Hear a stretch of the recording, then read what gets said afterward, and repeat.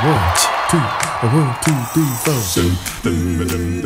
4. I think Scott Rowland's the glue of that team. I think when he came over, I think that's when they saw how to play, and him being older, a lot of the guys gather around him and ask him for advice, and that's the piece that was missing, I think. The middle of the lineup guy that plays the game the way you're supposed to, plays with heart every day, gives everything he's got.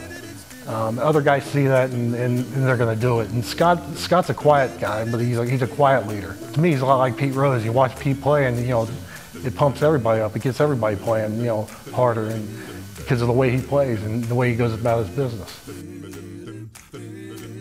I was talking to somebody the other day. They remind me of the '90 team. They love playing the game. They play the game the right way, and the similarities there with our team in the '90s is the same. And also, it's somebody different every day that wins the game for you, and that's exactly the way it was in 1990.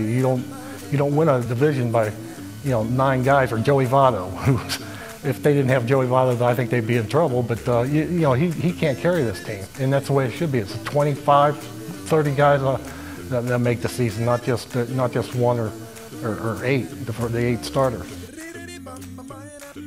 I speak my mind, and this organization was in trouble. This organization wasn't a first-class organization, 10 years ago, 15 years ago, and now it is again. And that's being from Cincinnati and playing my whole career here and coming up in a farm system that was first class. It's great to see it back, and they're not afraid to call on somebody from Louisville when they need help, and they have the players down there that can come up here and help them. I mean, that's huge, and that's exactly what Cincinnati hasn't had in the past, and then that goes back to the guy running the club, Walt Jockert.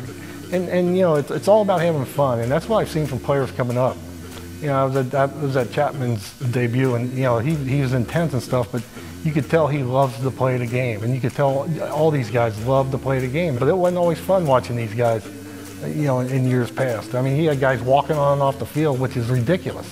Now every one of them, running off on the field. They take the game serious. When they lose, you don't see a lot of clowning around and things, and it's just really refreshing to see this organization back.